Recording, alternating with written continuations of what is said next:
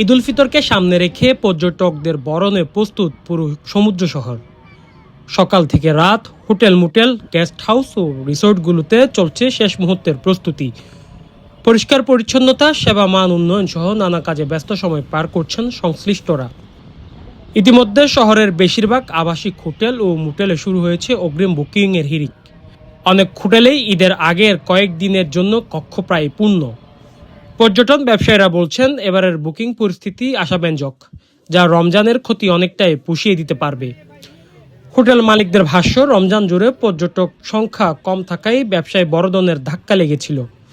তবে ঈদকে ঘিরে সেই মন্দা কাটতে শুরু করেছে। দেশের বিভিন্ন প্রান্ত থেকে পরিবার ও বন্ধুদের দলবদ্ধভাবে কক্সবাজারে আসার পরিকল্পনা করছে পর্যটকরা। শুধু হোটেল নয়, পর্যটন নির্ভর অন্যান্য ব্যবসা ও ঘুরে দাঁড়ানোর অপেক্ষায়। রেস্টুরেন্ট, পরিবহন, বিচের ক্ষুদ্র ব্যবসায়ী সবাই তাকিয়ে আছে ঈদ মৌসুমের দিকে।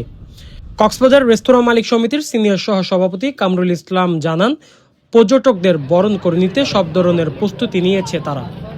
রেস্তোরাঁ মালিক এবং আমরা পর্যটন ব্যবসায়ী হিসেবে আমরা যারা পর্যটকরা আসবেন এদেরকে আমরা এলাকার যারা আছি এবং সবাই আমরা রেস্তোরাঁ মালিক বলেন, হোটেল মোটেল গেস্ট হাউস মালিক, অফিসার, আমরা সবাই ঐক্যবদ্ধ হয়ে পর্যটক যেন হয়রানি না হয়, সবাই একসাথে এদেরকে সেবা করার জন্য আমরা প্রস্তুত আছি ইনশাআল্লাহ।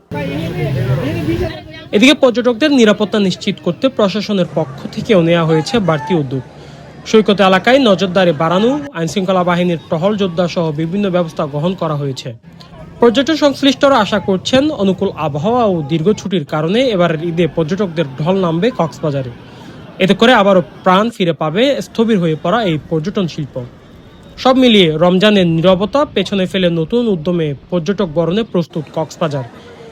এখন শুধু অপেক্ষা পর্যটকদের আগমনের। নিউজ ডেস্ক, কক্সবাজার কণ্ঠস্বর।